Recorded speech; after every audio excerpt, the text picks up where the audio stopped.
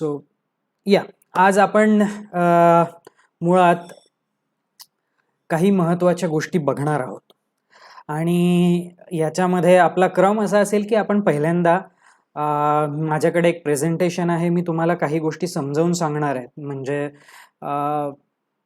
Diabetes reversal म्हणजे नेमकं काय, डायबिटीज म्हणजे काय मुळात, आणि त्याचं रिव्हर्सल करायचं म्हणजे डायबिटीज मुक्ती करायची म्हणजे आपण नेमकं काय करायचं हे आपण आज शिकणार आहोत इथे. आणि याच्याबद्दल मी एक ज्याला आपण म्हणतो की सायंटिफिक माहिती तुम्हाला थोडीशी देणार आहे. याच्या मागचं विज्ञान तुम्हाला आज मी समजावून सांगणार आहे. पण असं घाबरून जाण्याची गोष्ट नाही आहे की फार काही मी हाय फाय किंवा फार कठीण असं नाही सांगणार आहे, मी सोपं सोपंच तुम्हाला सांगणार आहे. सो आपण ते बघू. त्याच्यानंतर आपण तुमचे काही प्रश्न असतील तर त्या प्रश्नांना उत्तरं देऊ. जर तुमचं ह्या जे मी तुम्हाला सांगणार आहे याच्यातलं काही समजलं नाही किंवा त्याच्यामध्ये तुम्हाला काही अडचण वाटली तर त्याच्याबद्दल सुद्धा मी तुम्हाला सांगणार आहे. आणि ह्याच्यानंतर तुमचे जर काही प्रश्न कोरोना संबंधित असतील तर त्याची सुद्धा मी उत्तरं देईल, जे जे मला जमेल ते त्याची उत्तरं मी देईल. काल परवा काही लोकांनी प्रश्न विचारले होते तर त्याची उत्तरं सुद्धा मी या सेशनमध्ये देणार आहे. त्याच्यामुळे स्टे ट्यून. आजचा कार्यक्रम थोडासा लांबू शकतो, अर्धा पाऊण तास माझा हा कार्यक्रम चालण्याची शक्यता आहे. जर प्रश्न भरपूर आले तर मी थोडंसं ते पण वाढवू शकेल. सो स्टे ट्यून आणि आपण सुरुवात करूया. डॉक्टर हेमंत जोशी पण आलेत आता. नमस्कार काका. आपण सुरू करूया आता.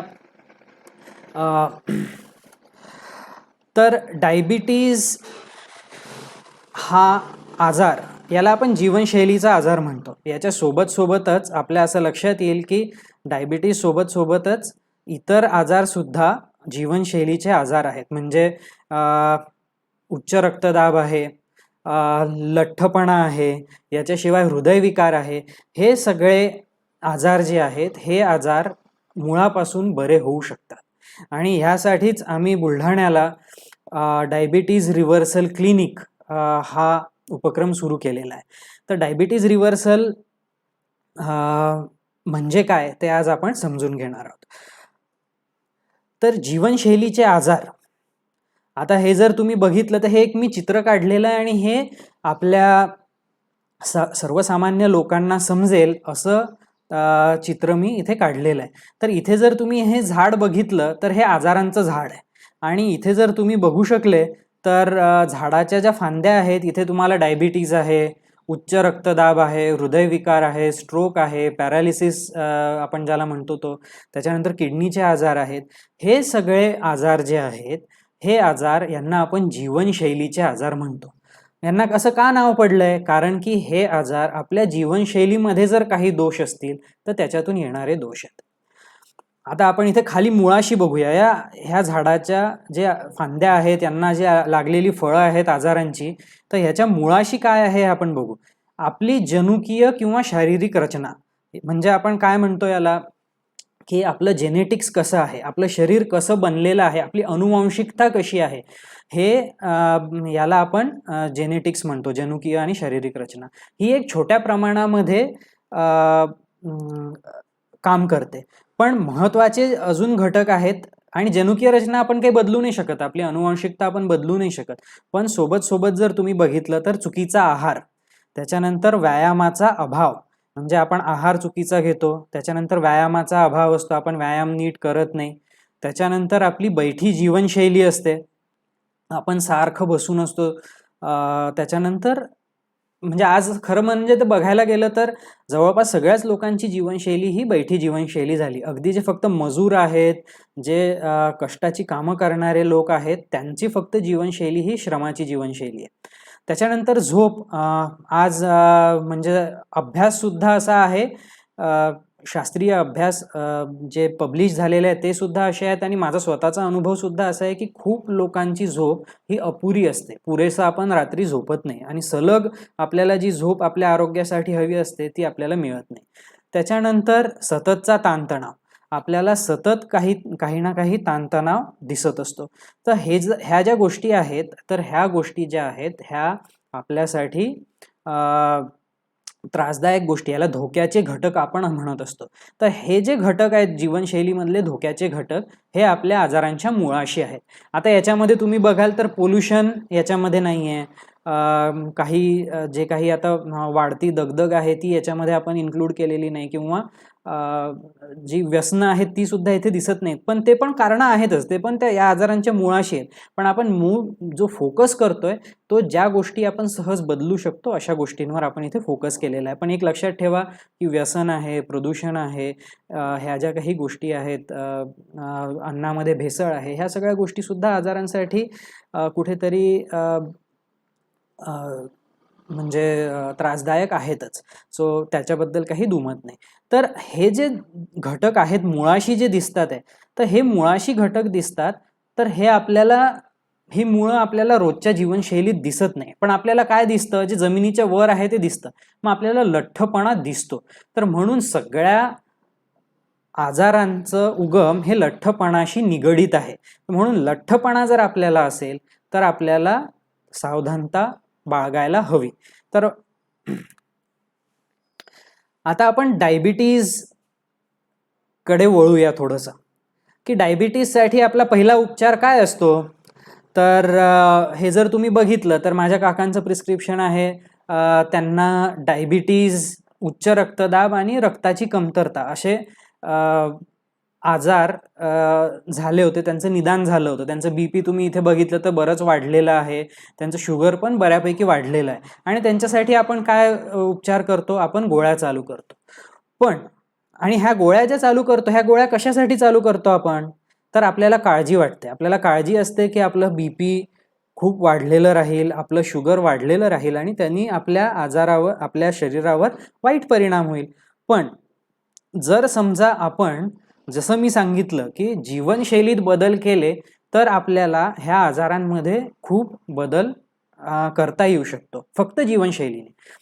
तर माझ्या काकांनी जीवनशैलीमध्ये बदल केले आणि अगदी एका आठवड्यामध्ये त्यांचं जे एका आठवड्यात नाही, एका महिन्यामध्ये त्यांचं जे शुगर आहे ते नॉर्मलला आलेलं आपल्याला दिसतंय. हा त्यांचा रिपोर्ट आहे. एका महिन्यामध्ये फक्त जीवनशैलीत बदल करून, म्हणजे जीवनशैलीमध्ये बदल म्हणजे काय, आहार, व्यायाम आणि झोप आणि ताणतणाव नियंत्रण, हे जे आहे याच्यामध्ये त्यांनी बदल केले आणि त्यांना अगदी ड्रामॅटिक रिझल्ट मिळाले असं आपल्याला दिसतंय. मध्ये मी चेक करतो की मला काही कमेंट्स येतात आहे का. इथे मला काही कमेंट दिसत नाही आहे. सो तुम्हाला मध्ये काही प्रश्न विचारायचे असतील, काही कमेंट करायचे असतील तर तुम्ही करू शकता. सो आता याच्यामध्ये आपल्याला पुढे असं दिसतं की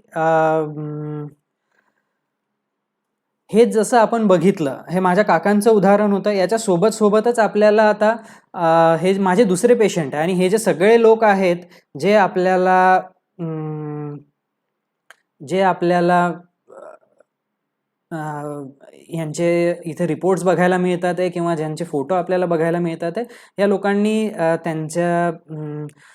त्यांच्या गोष्टी आणि त्यांचे रिपोर्ट्स शेअर करण्यासाठी आधीच परवानगी दिलेली आहे आणि त्यांना म्हणजे खरं तर त्यांना सुद्धा आनंद आहे असं त्यांनी मला सांगितलं आहे. सो म्हणून मी त्यांचे हे रिपोर्ट्स तुमच्यासोबत शेअर करतो आहे.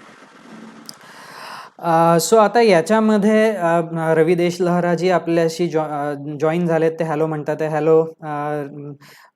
हेमंत जोशी म्हणतात आहे nice to see you and slides. तर हे थोडंसं याच्यावर आम्ही काम करतोय सध्या की आपल्याला स्लाइड्स सुद्धा पेशंट्सना किंवा म्हणजे जे दर्शक आहेत त्यांना स्लाइड्स पण दिसायला हव्या, म्हणून आम्ही हे जरा प्रयत्न करतोय. तर आता इथे तुम्ही बघू शकता की हे जे तुकाराम चौधरी साहेब आहेत, तर यांनी जेव्हा सुरुवातीला यांना डायबिटीज निदान झालं तेव्हा त्यांची शुगर ही जी आहे ही 269 होती आणि जेवणानंतर 420 होती. आणि यांना कसं म्हणजे जे डायबिटीज जी गुंतागुंत असते किंवा त्याच्यामुळे जे प्रॉब्लेम्स होतात तशी काही लक्षणं नव्हती. त्यांना आपण घरी राहून ट्रीटमेंट देऊ शकणार होतो. तर यांना आम्ही जीवनशैलीतले बदल पहिल्यांदा सुचवले. त्यांचा कल पण असा होता की त्यांना औषधं जर टाळता येत असतील तर उत्तम, असं ते म्हणत होते. तर आम्ही बऱ्याच काळजीपूर्वक त्यांना जीवनशैलीतले काही बदल सुचवले आणि त्यांचं नियमित आम्ही शुगर चेक करत राहिलो. तर अगदी एका आठवड्यामध्येच आमच्या असं लक्षात आलं की त्यांची शुगर जी आहे ती म्हणजे उपाशीपोटी जी शुगर होती ती 105 आली आणि जेवणानंतरची जी शुगर आहे ती 142 आली. म्हणजे 269 आणि 420 ह्या शुगरवरून एका आठवड्यातच त्यांची शुगर नॉर्मलला आलेली आपल्याला दिसते. त्याच्यानंतर त्यांनी जीवनशैलीमध्ये बदल सुरू ठेवले. त्यांनी जे काही मी त्यांना सांगितलं होतं, आहार, व्यायाम, झोप, ताणतणाव नियंत्रण ह्याच्याबद्दल त्यांनी प्रयत्न सुरूच ठेवले आणि आम्ही नियमितपणे त्यांच्या शुगर्स आणि त्यांचे तपासणी करत राहिलो. आम्ही त्यांच्या आरोग्यावर पूर्ण लक्ष ठेवलं आणि आमच्या असं लक्षात आलं की त्यांचे शुगर कंट्रोलमध्ये राहते. त्यांचा त्रास जो काही त्यांना सुरुवातीला थोडाफार जाणवत होता तो सुद्धा कमी झाला आणि आता काही दिवसांपूर्वी म्हणजे त्यांचे 6 महिने पूर्ण झाले आणि 6 महिने पूर्ण झाल्यानंतर त्यांची जी शुगर आहे ही शुगर आपल्याला नॉर्मल रेंजमध्ये इथे दिसते. तर म्हणजे आपल्याला असं लक्षात येईल की पेशंट्सना बराच फरक पडतो. म्हणजे अगदी औषधं न घेता सुद्धा त्यांना त्यांचा आजार नियंत्रणामध्ये ठेवता येऊ शकतो. आता एक दुसरं उदाहरण बघूया. हे एक माझे पेशंट होते. तर हे अगदी वयाने तरुण होते. त्यांचं वय फक्त 30 वर्ष होतं आणि त्यांचं ब्लड प्रेशर जे आहे ते 110, हे खालचं ब्लड प्रेशर आणि वरचं ब्लड प्रेशर 160, म्हणजे 160/110. आम्ही वरच्या ब्लड प्रेशरला सिस्टॉलिक ब्लड प्रेशर म्हणतो आणि खालचं जे असतं त्याला डायस्टोलिक म्हणतो. म्हणजे हृदय आकुंचन पावत असताना जे ब्लड प्रेशर असतं ना त्याला आपण 160, म्हणजे ते 160 होतं आणि हृदय प्रसरण पावत असताना जे ब्लड प्रेशर होतं ते 110 होतं. हे बरंच जास्त वाढलेलं ब्लड प्रेशर आहे. नॉर्मल किती असतं? तर नॉर्मल ब्लड प्रेशर हे 120 हे सिस्टॉलिक ब्लड प्रेशर असतं. म्हणजे हृदय आकुंचन पावत असताना, हृदय बीट करत असताना त्याचं ब्लड प्रेशर 120 पर्यंत असतं, ते नॉर्मल असतं. आणि जेव्हा हृदय रिलॅक्स होत असतं तेव्हा आपलं ब्लड प्रेशर 80 पर्यंत खाली जातं. तर हे नॉर्मल ब्लड प्रेशर आहे 120-80. तर यांचं ब्लड प्रेशर खूप वाढलेलं होतं आणि त्यांना सतत ताणतणाव सुद्धा होता आणि ते सांगत होते की माझा ताणतणाव पण खूप असतो आणि आजकाल बीपी असंच असतं आणि ते स्वतः रेग्युलरली ब्लड प्रेशर चेक करायचे. काही काळाने आम्ही त्यांना जीवनशैलीमध्ये बदल केले. त्यांना योग्य व्यायाम, योग्य आहार, ताणतणाव कसा नियंत्रणात आणायचा याचं काही मार्गदर्शन केलं आणि तुम्ही इथे बघू शकता स्वतः त्यांचं ब्लड प्रेशर जे आहे हे 126/79, म्हणजे जसं मी तुम्हाला सांगितलं 120/80 त्याच्या जवळपास आलेलं आहे आणि इथे सुद्धा त्यांचं ब्लड प्रेशर जवळपास आलंय. आणि हे जे आहे हे ब्लड प्रेशर कुठलंही औषध न घेता आलंय, फक्त जीवनशैलीमध्ये बदल केल्यामुळे त्यांना एवढा फायदा दिसलेला आहे.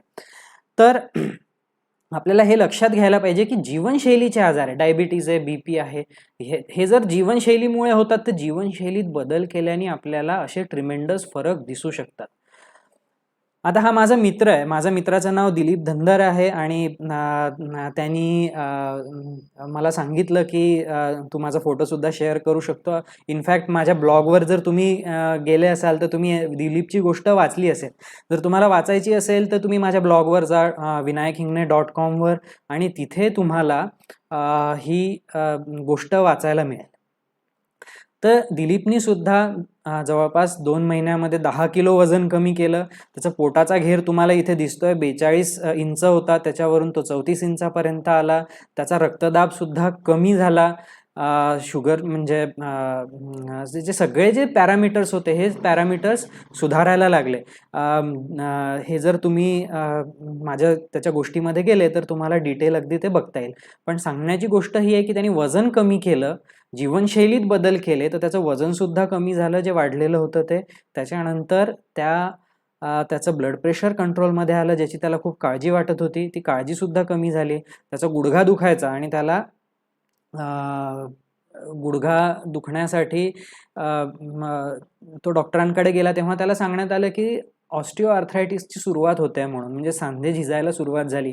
या वयामध्ये सांधे झिजायला लागणं हे थोडंसं काळजीचं असतं, म्हणून त्याला अजून त्याची पण थोडी भीती वाटत होती.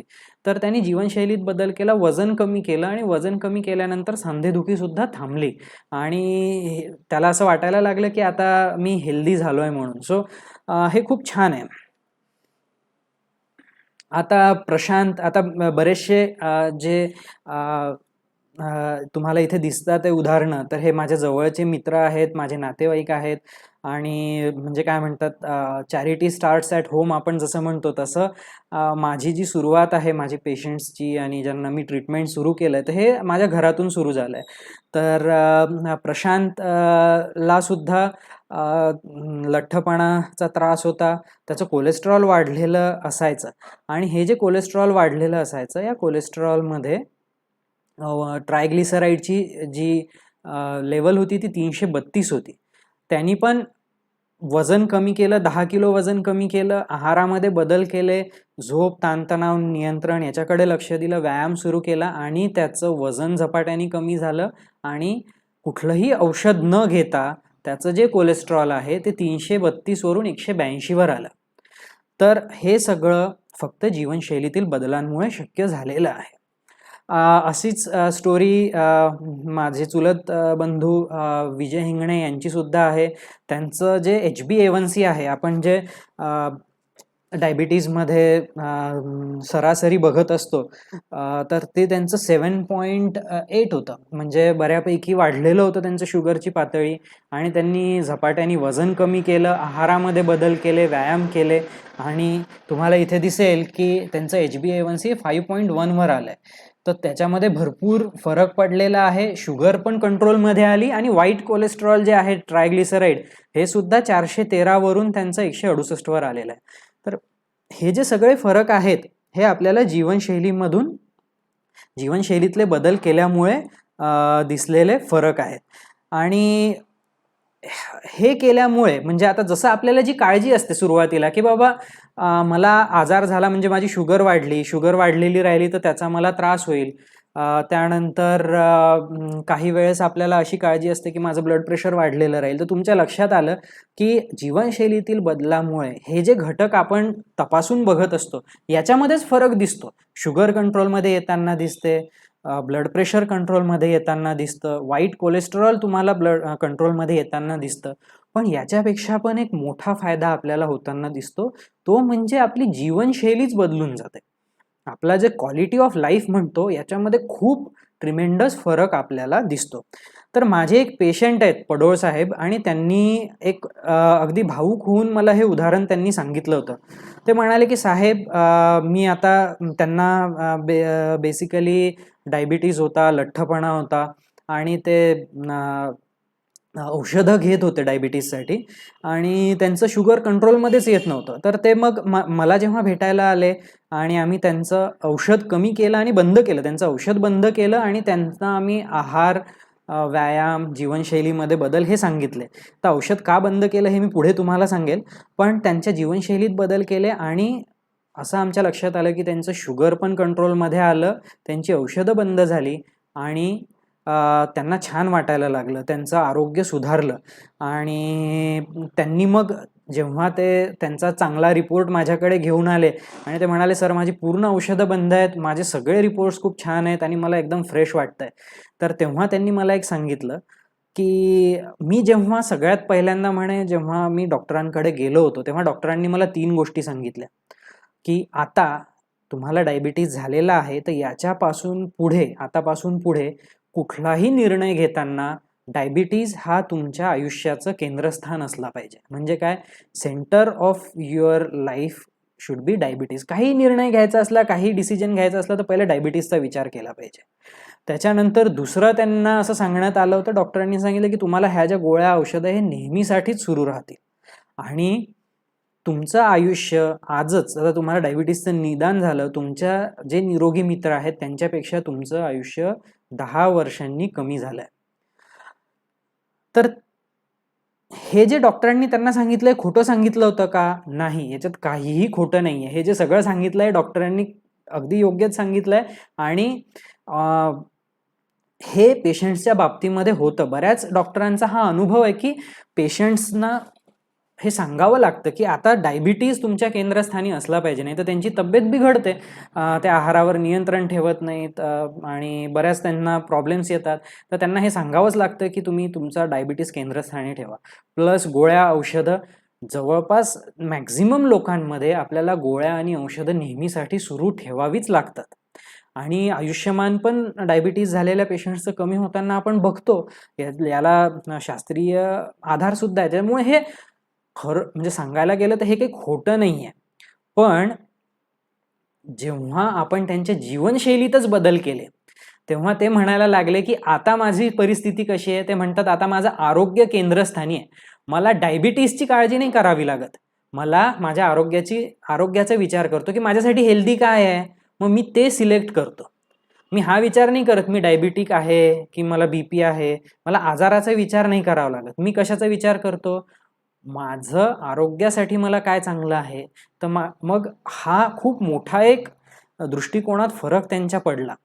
जीवनशैलीत बदल केल्यानंतर त्यांचा दृष्टिकोन आजारी माणसापासून हेल्दी माणसाकडे गेला, आहे की नाही? आपण विचार करतो की नाही, जेव्हा आपण हेल्दी असतो तेव्हा आपण सांगतो की नाही तब्येतीसाठी व्यायाम चांगला आहे, मग आपण व्यायाम केला पाहिजे. तर तशा पद्धतीची त्यांची विचारसरणी झाली की आरोग्य त्यांच्या केंद्रस्थानी आलं. त्यांच्या गोळ्या पण बंद आम्हाला कराव्या लागल्या कारण त्यांची शुगर कंट्रोलमध्ये आली होती. तर त्यांच्या गोळ्या ज्या बंद झाल्या तर त्याचं पण एक त्यांना जे काही टेन्शन होतं म्हणा किंवा त्यांना जो त्याचा त्रास होता तो त्यांचा कमी झाला. त्यांचा उत्साह वाढला आणि त्यांचा आनंद सुद्धा वाढला. ते म्हणाले आता मी फ्रेश राहतो आणि म्हणे मी इतका आनंदी आहे म्हणे आज की मला असं वाटतं की माझ्या मित्रांपेक्षा माझं आयुष्य कमी झाल्यापेक्षा माझं आयुष्य वाढलेलं असेल. तर असा फरक आपल्या क्वालिटी ऑफ लाईफमध्ये पडताना आपल्याला दिसतो. बरेच लोक आपल्याला जॉईन होतात आहे. एक प्रश्न सुद्धा आलेला आहे, तर मी प्रेझेंटेशनच्या शेवटी त्याची उत्तरं देणार आहे. तर जीवनशैली, आता मी तुम्हाला मगाचपासून हे बोलतोय की जीवनशैली तर जीवनशैली म्हणजे काय असते? जीवनशैलीचे आधार म्हणजे नेमके काय असतात हे आपल्याला बघायला मिळेल इथे आता की शारीरिक हालचाल. जीवनशैली म्हणजे आपली लाईफस्टाईल. आपण जे काही निर्णय घेतो आपल्या जीवनामध्ये की आपण कसं आज जगायचं आहे, आपण काय करायचं, तर ते सगळं आपल्या जीवनशैलीमध्ये येतं. तर याच्यामध्ये एक आलं की आपली शारीरिक हालचाल. त्याच्यानंतर दुसरं असं आहे की आपला आहार, आपली झोप, आपली ताणतणाव नियंत्रण. याच्याशिवाय आपलं व्यसन एखाद्याला असेल तर ते असू शकतं. पण जे महत्त्वाचे घटक आहेत ते हे आहेत आणि हे आपण बदलू शकतो. आपण आपली शारीरिक हालचाल बदलू शकतो. आता आपण जर जास्त वेळ बसत असू तर आपल्याला ते बसणं कमी करता येऊ शकतं. आपला आहार जर रोगट आहार असेल तर तो आपल्याला बदलून आपल्याला तो चेंज करता येतो. आपल्याला आपली झोप सुद्धा सुधारता येते आणि आपल्याला आपला ताणतणाव सुद्धा नियंत्रणात आणता येतो. तर याच्यासाठी आपल्याला प्रयत्न करणं आवश्यक आहे. तर हे आपले जे आहेत हे जीवनशैलीचे घटक आहेत, आधारस्तंभ आहेत. तर ह्या आधारस्तंभांकडे बघता बघता आपल्याला हे सुद्धा एक लक्षात ठेवायला लागेल की डायबिटीज हा आजार हा रिव्हर्स होऊ शकणारा आजार आहे. रिव्हर्स म्हणजे काय की जर आपण बघितलं तर हे जे चित्र आहे हे आमचं पुस्तक आहे, हॅरिसन्स टेक्स्टबुक ऑफ मेडिसिन म्हणून आहे. याच्यामध्ये वर्षानुवर्ष म्हणजे हे बऱ्याच जुनं एडिशन आहे, मी शिकत असतानाचं एडिशन आहे. आणि याच्यामध्ये सुद्धा आपल्याला इथे दिसेल की जर तुम्ही उजव्या बाजूला बघितलं तर इथे type 1, type 2 diabetes, type of diabetes दिलेलं आहे. तर इथे त्याच्या खाली जेस्टेशनल डायबिटीज आहे आणि इथे टाइम फ्रेम सुद्धा आहे. आणि इथे तुम्हाला दिसेल की नॉर्मल ग्लुकोज टॉलरन्स म्हणजे जो व्यक्ती नॉर्मल आहे तो इकडे आहे. त्याच्यानंतर प्री डायबिटीज आहे म्हणजे डायबिटीजची सुरुवातीची स्टेज आणि त्याच्यानंतर डायबिटीज. तर टाईप 1 डायबिटीज जर बघितलं तर हा इकडे वाढत जाणाराच आहे. हा ॲरो एकाच दिशेने जातो. पण जर तुम्ही टाईप 2 डायबिटीजकडे बघितलं, टाईप 2 डायबिटीज हा आपल्या सगळ्यांना होणारा जो कॉमन आजार असतो त्याला आपण टाईप 2 डायबिटीज म्हणतो. तर हा टाईप 2 डायबिटीज जर आपण बघितला तर इथे आपल्याला लक्षात येईल की इथे हा ॲरो दोन्हीकडे जाताना दिसतोय. म्हणजे हा ॲरो इकडे सुद्धा चाललाय पण इकडे सुद्धा चाललाय. म्हणजे तुम्हाला जर डायबिटीज असेल तर तुम्ही प्री डायबिटीज मध्ये येऊ शकता. तुम्हाला प्री डायबिटीज असेल तर तुम्ही नॉर्मल सुद्धा होऊ शकता किंवा तुम्ही डायबिटीज मधनं सुद्धा नॉर्मल मध्ये जाऊ शकता. हे आपल्याला खूप वर्षानुवर्ष माहिती आहे. फक्त म्हणजे हा खूप काळापासून आपल्याला माहिती आहे की हा डायबिटीज आपल्याला बरा करता येतो, नॉर्मलमध्ये आणता येतो. तसंच जेस्टेशनल डायबिटीजचं पण आहे की तो जेस्टेशनल डायबिटीज पण दोन्हीकडे जाणार आहे. तर हे आपल्याला माहिती आहे की टाईप 2 डायबिटीज जो कॉमनली होणारा डायबिटीज आहे तो आपल्याला नॉर्मल करता येतो. गरोदरपणात होणारा डायबिटीज त्याला जेस्टेशनल डायबिटीज म्हणतो, तो सुद्धा नॉर्मल करता येतो. तर आता आपण थोडंसं याच्या खोलामध्ये जाऊन हे बघूया की हा डायबिटीज खरोखर कसा नॉर्मल करता येतो. तर हे जर तुम्ही आता इथून तुम्ही जर तुमच्या पेजवरून, फेसबुक पेजवरून हे जर शेअर केलं हे पेज तुमच्या स्वतःच्या पेजवर, तर तुमच्या नातेवाईकांना सुद्धा हे बघता येईल. आता मी विज्ञान सांगणार आहे तुम्हाला की डायबिटीज म्हणजे काय आणि डायबिटीज कसा बरा होतो किंवा रिव्हर्स होतो. तर टाईप 2 डायबिटीज म्हणजे काय आपण हे बघूया. आता पहिल्यांदा की आपण डायबिटीज बघितले तर टाईप 2 डायबिटीज म्हणजे हा सगळ्यांना कॉमनली दिसणारा आजार आहे. म्हणजे काय की तुम्ही जेव्हा तुम्हाला वयाच्या 30व्या 40व्या वर्षी तुम्ही अचानक टेस्ट करता आणि डॉक्टर सांगतात तुमची शुगर वाढलेली आहे, तर तो टाईप 2 डायबिटीज असतो. हा टाईप 2 डायबिटीज हा जीवनशैलीशी निगडीत आहे. टाईप 1 डायबिटीज वेगळा असतो. आपल्या शरीरामध्ये जेव्हा आपली प्रतिकार शक्ती आपल्या पॅनक्रियाजवर हल्ला करते आणि त्याच्यातल्या बीटा पेशी नष्ट करून टाकते, तेव्हा टाईप 1 डायबिटीज होतो. हा वेगळा डायबिटीज आहे. पण आपल्याला जो कॉमनली होतो, जो जीवनशैलीमुळे झालेला असतो, तो टाईप 2 डायबिटीज. तर ह्या टाईप 2 डायबिटीजमध्ये नेमकं काय होतं तर पहिल्यांदा जीवनशैली आपली खराब झाल्यामुळे आपल्याला लठ्ठपणा येतो. लठ्ठपणा म्हणजे काय, आपल्याला चरबी वाढते आणि ही चरबी आपल्या महत्त्वाच्या अवयवांमध्ये वाढते. म्हणजे लिव्हर आणि पॅनक्रियाज हे आपले महत्त्वाचे अवयव आहेत, ज्याला आपण मराठीमध्ये यकृत आणि स्वादुपिंड म्हणतो. तर त्याच्यामध्ये ही चरबी वाढते आणि ही चरबी वाढते त्याच्यामुळे आपल्या शरीरामध्ये इन्शुलिनला प्रतिकार तयार होतो. इन्शुलिनला प्रतिकार म्हणजे काय, आपलं शरीर इन्शुलिनचं जे काम असतं ते नीट होऊ देत नाही. मग इन्शुलिनला प्रतिकार तयार होतो आणि आपली शुगर वाढायला लागते. आणि हळूहळू इन्शुलिनचा जो प्रतिकार आहे तो एवढा वाढतो की मग आपल्या शरीरामधलं इन्शुलिन पण पॅनक्रियास पण थकून जातात आणि इन्शुलिन चांगल्या प्रमाणात तयार होत नाही, त्याची क्वालिटी खराब होते आणि त्याचं प्रमाणसुद्धा खराब होतं आणि त्याच्यातून आपली शुगर अनियंत्रित वाढायला लागते. हे जे सगळं आहे याला आपण टाईप 2 डायबिटीज म्हणतो. पण हा जो आजार आहे हा अजून आपण सोपा करून बघूया. हा डायबिटीज कसा होतो तर जसं जे मी तुम्हाला सांगत होतो की यकृत आणि स्वादुपिंड म्हणजे लिव्हर आणि पॅनक्रियाज हे आपल्यासाठी महत्त्वाचे असतात आणि ह्याच्यामध्ये आपलं सगळं चयापचय चालू असतं. म्हणजे काय की शुगर जी आहे ती शुगर आपलं लिव्हर जे आहे हे शुगरचा मॅनेजर आहे आणि पॅनक्रियाज स्वादुपिंड जे आहे हे इन्शुलिन तयार करते आणि ते रक्तामध्ये सोडते. तर ह्या दोन अवयव जर चांगलं काम करत असतील तर आपली शुगर नियंत्रणात राहते आणि याचं काम बिघडलं तर आपल्याला डायबिटीज होतो. जर आपल्या पोटाचा घेर 78 सेंटीमीटर पेक्षा जास्त असेल आणि स्त्रियांच्या पोटाचा घेर म्हणजे पुरुषांचा 78 आणि स्त्रियांचा 72 ह्याच्यापेक्षा जास्त असेल तर आपल्याला थोडंसं काळजी घेणं आवश्यक आहे. आणि जर तो पुरुषांचा 90 सेंटीमीटर पेक्षा जास्त असेल आणि स्त्रियांचा 80 सेंटीमीटर पेक्षा जास्त असेल तर मग हे तर जास्तच काळजीचं असतं. तर म्हणून आपण जर समजा आपल्या पोटाचा घेर वाढला तर एक समजायचं की जर 90 सेंटीमीटर पेक्षा पोटाचा घेर वाढला तर आपल्या लिव्हर आणि पॅनक्रियाजमध्ये चरबी जमा व्हायला सुरुवात झालेली आहे. डॉक्टर रॉय टेलर हे एक इंग्लंडमधले खूप मोठे सायंटिस्ट आहे. त्यांनी आपल्याला हे लिव्हर आणि पॅनक्रियाजचं काम कसं बिघडतं हे समजावून सांगितलं. तर त्यांचा हा शोधनिबंध आहे आणि त्या शोधनिबंधामधलं हे चित्र आहे. तर हे चित्र अजून आपण सोपं करून बघूया. तर काय असतं तर टाईप 2 डायबिटीज कसा होता तर हे लिव्हर सायकल आहे. लिव्हर आता ट्विन सायकल हायपोथेसिस म्हणून त्यांनी हे आपल्याला दाखवलेलं आहे. तर लिव्हर इथे तुमचं लिव्हर आहे आणि या बाजूला पॅनक्रियाज आहे.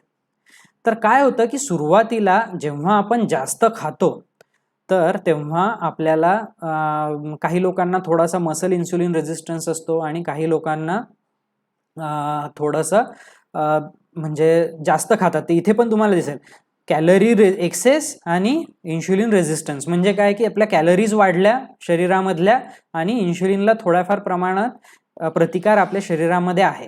मग ह्याच्यामुळे काय होतं की आपल्या लिव्हरमधलं फॅट वाढून जातं. इथे लिव्हरमधलं फॅट वाढलं की त्याच्यामुळे इन्शुलिनला प्रतिकार सुरू होतो आणि त्याच्यामध्ये इन्शुलिनला प्रतिकार सुरू झाला की लिव्हरच्या पेशी ज्या आहेत त्या काम करेनाशा होतात आणि मग ग्लुकोज वाढून जातं, शुगरची व्हॅल्यू वाढते आणि शुगर वाढलं की परत बेसल इन्शुलिन सिक्रिशन वाढतं. म्हणजे इन्शुलिन अजून जास्तीत जास्त आपलं शरीर तयार करायला लागतं आणि त्यांनी परत आपल्याला इन्शुलिन रेझिस्टन्स वाढतो आणि त्यांनी काय होतं की आपला लिव्हरमध्ये चरबी अजून जास्त प्रमाणात वाढते आणि हे झालं की आपल्याला ट्रायग्लिसराईड पण वाढतात आपल्या शरीरामध्ये. आपण बघितलंच आधीच्या 2 पेशंट्सच्या याच्यामध्ये उदाहरणामध्ये की जे वाईट कोलेस्ट्रॉल आहे ते आपलं वाढतं आणि ते झाल्यानंतर परत आपल्या शरीरामध्ये आयसोलेट जे सेल्स असतात पॅनक्रियाजमध्ये तर तिथे सुद्धा प्रॉब्लेम तयार होतो. तर हे इथे वेगळ्या पद्धतीने दाखवलं की VLDL वाढतात, ट्रायग्लिसराईड वाढतात आणि इन्शुलिनचा रिस्पॉन्स जो आहे तो कमी होऊन जातो पॅनक्रियाजचा. तर हे पॅनक्रियाजमध्ये सुद्धा प्रॉब्लेम होतात आणि लिव्हरमध्ये सुद्धा प्रॉब्लेम होतात. तर ह्या दोन्ही गोष्टींमध्ये प्रॉब्लेम झाल्यामुळे आपलं प्लाझ्मा ग्लुकोज वाढतं म्हणजे शुगर वाढते. तर आपण आता हे थोडंसं विज्ञान झालं आणि कठीण भाषेमध्ये झालं. आता आपण एकदम सोपं करून बघूया. सो आपण सतत जास्त कॅलरी खातो म्हणजे काय करतो की आपण आपल्या गरजेपेक्षा थोडं जास्त खातो. मग गरजेपेक्षा जास्त खाल्लं की काय होतं, आपल्या शरीरामध्ये आपलं वजन वाढायला लागतं. वजन वाढतं म्हणजे काय होतं, चरबी वाढते. आता सगळे लोक जे आहेत त्यांचं असं असतं की म्हणजे 50 किलो वजन असतं कोणाचं. जेव्हा वयाच्या 20व्या वर्षी 18व्या वर्षी आपलं वजन जे आहे ते साधारणतः या रेंजमध्ये असतं 50 किलो 60 किलो.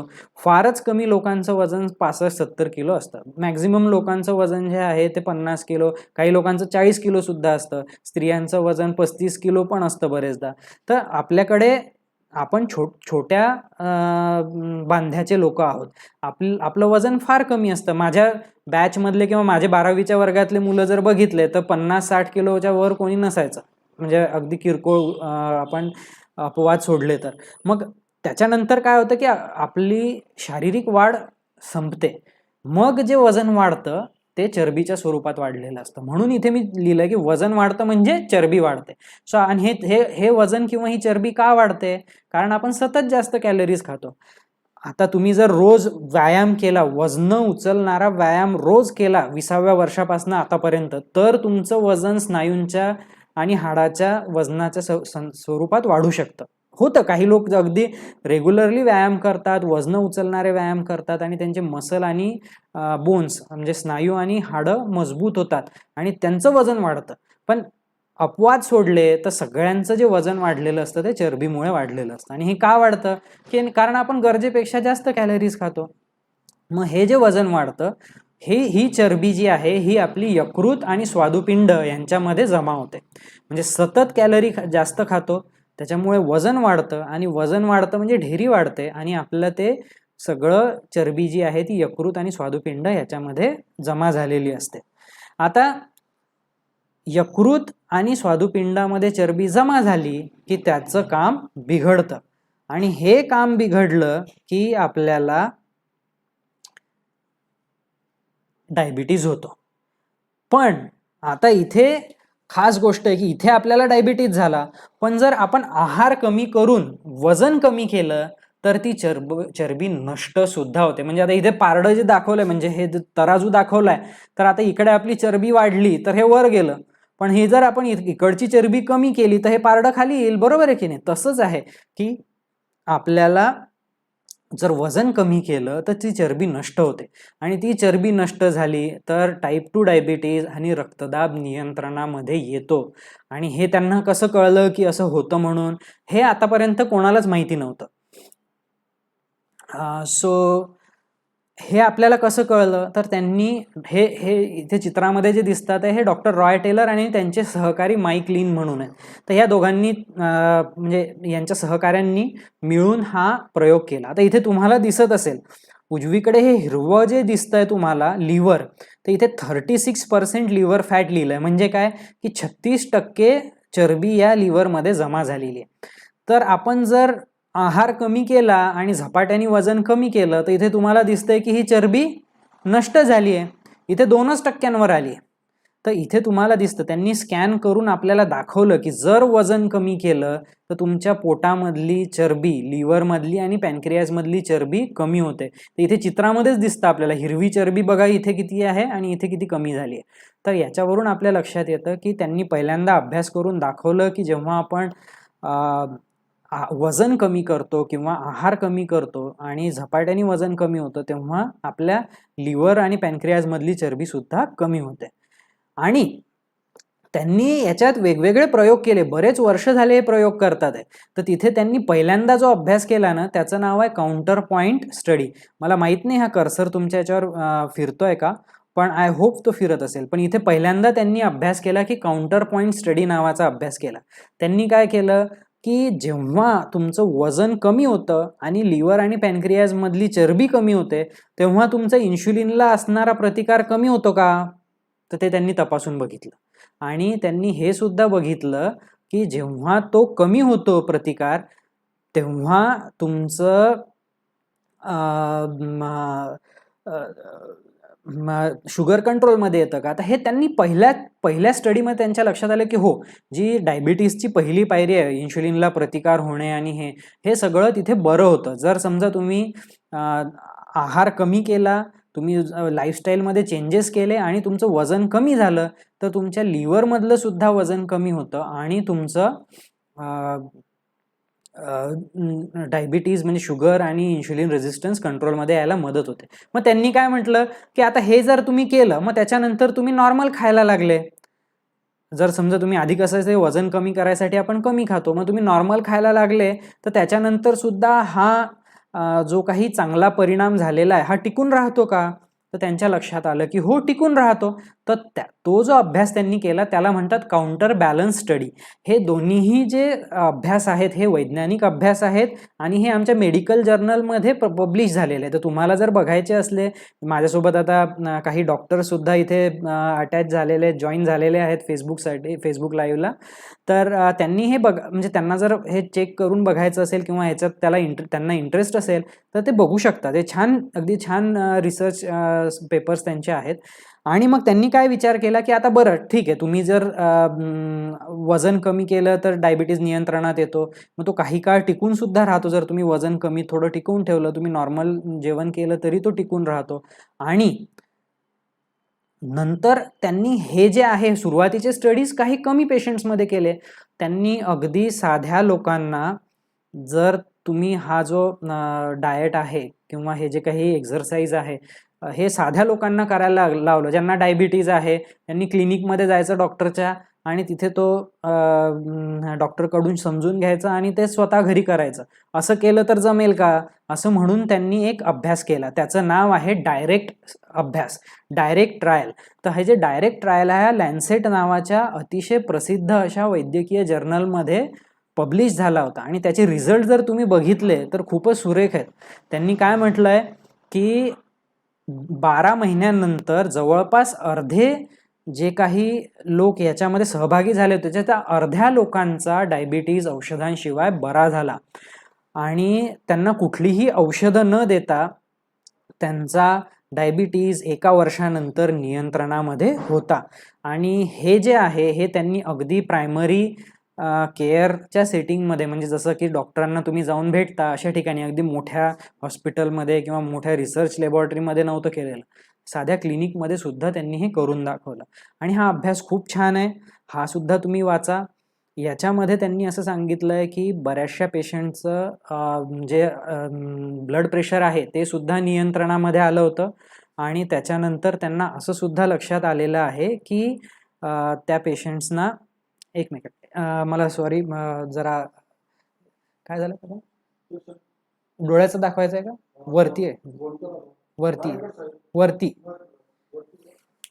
याच्याबद्दल सॉरी, मध्येच थोडं डिस्टर्बन्स आला. तर आपल्याला बेसिकली हा जो लॅन्सेटचा जो अभ्यास आहे हा हे दाखवून देतो की पेशंटला एका वर्षानंतर सुद्धा यांचं शुगर कंट्रोलमध्ये होतं, कुठलंही औषध न घेता कंट्रोलमध्ये आलं होतं, बऱ्याचशा पेशंटचं ब्लड प्रेशर कंट्रोलमध्ये आलं, ह्यांची क्वालिटी ऑफ लाईफ खूप जास्त सुधारली आणि त्यांचं हृदयरोग किंवा स्ट्रोक याचा जो धोका आहे तो सुद्धा कमी झालेला आहे.